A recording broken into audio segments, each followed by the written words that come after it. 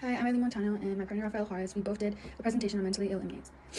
Introduction to mentally ill inmates, challenges, and reforms. Mentally ill inmates face significant problems in the correctional system, including inadequate mental health care, overcrowding, isolation, and increased risk of abuse from other inmates or health care people or people in charge. Challenges such as lack of access to appropriate treatment, over reliance on solitary confinement, and stigma further um, just worsen the situation for them.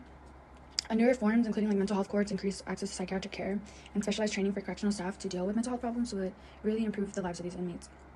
Going more into detail, mental ill inmates face many challenges in prison, like not getting the right mental health care, being isolated, and dealing with stigma.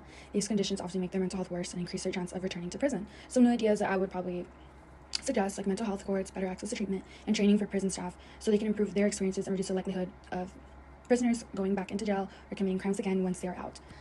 Some challenges faced by mentally ill inmates: limited access to mental health care, overuse of solitary confinement, increased vulnerability, where these inmates are at higher risk of being victimized by other inmates or staff due to their mental state, stigma and misunderstanding. Mental health issues are often misunderstood or ignored, leading to further neglect and mistreatment.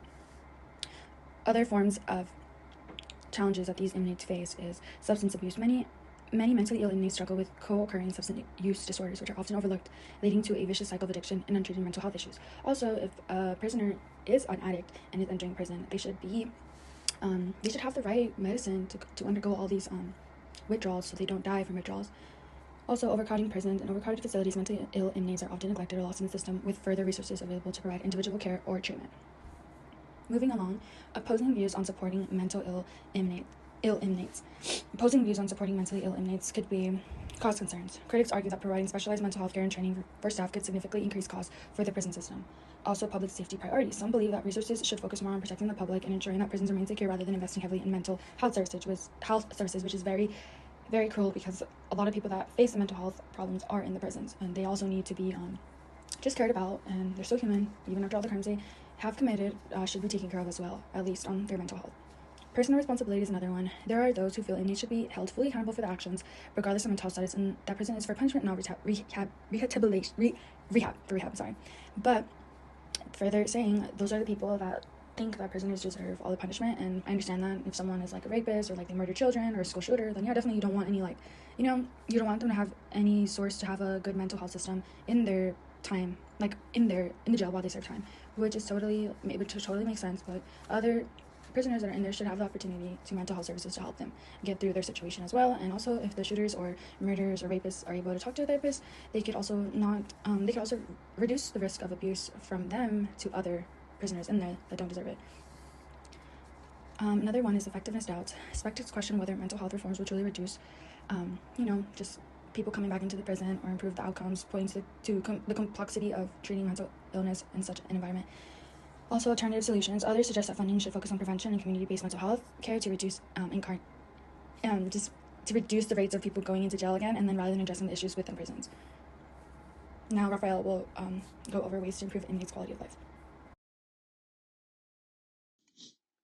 We will now be discussing ways to improve an inmate's quality of life, with there being some ways to improve mental health here, the first being correctional facility improvements. The first point I have pointed out here mentions moving mentally ill inmates to specialized institutions. This just means moving or maintaining our mentally ill prison population in facilities that can actually handle them. So a mental health correctional facility of sorts, where our inmates would still be inmates, of course, but they would be able to receive psychiatric and therapeutic help from clinicians that are readily available at most times of the day. Obviously, we're not asking for there to be clinicians 24/7, but just having somebody nearby to help inmates as needed for their mental health concerns. We should also be looking into preventing the abuse of solitary confinement in correctional facilities. As Haney mentioned, in 2016, he performed some research on how correctional officers use solitary confinement, and he just discovered that in the studies he was using, the correctional officers were just simply placing inmates with mental health issues into solitary confinement because they didn't want to deal with them, or they were just too much to handle. And so this only came to worsen their mental health issues. And even if inmates were coming in without any mental health issues, solitary confinement would find a way to create some mental health issues in them. And so we just need somebody or someone to be around to ensure that mentally ill inmates are cared for. As McCarthy mentioned in 2015, there are policies in place for these correctional officers to appropriately treat mentally ill inmates, but there's nobody actually at the facilities to make sure that these inmates are being treated correctly. And so we need somebody around to make sure that both the inmates and the correctional officers are behaving appropriately. We also have the concept of implementing telehealth in order to improve inmate mental health. Telehealth is a system that provides inmates with contact to correctional psychologists over the phone. This keeps both the clinician and inmate safe, according to Magaleta in 2000. He ran a study that focused itself on the use of telehealth in correctional facilities, and they basically found that telehealth provides inmates with easier access to mental health support if it's executed properly, because telehealth just requires a clinician to be on the other end of the phone rather than the other end of a room, which is usually what happens in correctional facilities is they have to vet somebody to be able to come into the facility, to be able to help their inmates accordingly. And that just, at a certain point, that becomes tedious because there's so many inmates and there's so many mentally ill inmates that if there was a way to implement telehealth into the correctional facilities, then inmates would just have to pick up a phone or receive a phone call from their designated clinician and receive the help that way. And so these are just a couple ways to improve inmate mental health. Ultimately, after completing our research project, we realized we need to help our mentally ill inmates. We can't just sit around any longer and wait for a change to happen naturally. We've been seeing proof of abuse to our inmates and neglect to our inmates over the course of multiple years. And if we really want to see any change, we have to create that change. As I mentioned before, inmates are being neglected and correctional officers are abusing their power on the mentally ill population of prisons to not have to deal with them, which in a sense, I suppose, is reasonable to the system as a whole. But if we don't want to deal with them in our prisons, we need to create spaces for them to exist in such a way that allows for their rehabilitation.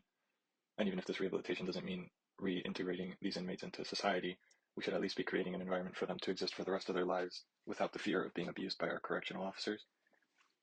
We can't neglect this portion of the prison population just because they committed crimes and quote unquote deserve to be punished. Yes, they committed crimes, but they didn't ask to be treated as animals because of a mistake that they have made. Obviously, there are situations where we should treat these inmates accordingly, like if an inmate committed murder or another heinous crime, but for the most part, these inmates came into the correctional system for basic offenses, and yet their conditions are only worsening or being created in the first place because of our institutions. Mentally ill inmates are still people at the end of the day, and they deserve to be treated as such, but there's a lot of work to be done to get to that point, with unfortunately no light at the end of the tunnel to be seen yet. This concludes our presentation. Thank you so much for listening, and I hope you enjoyed our presentation.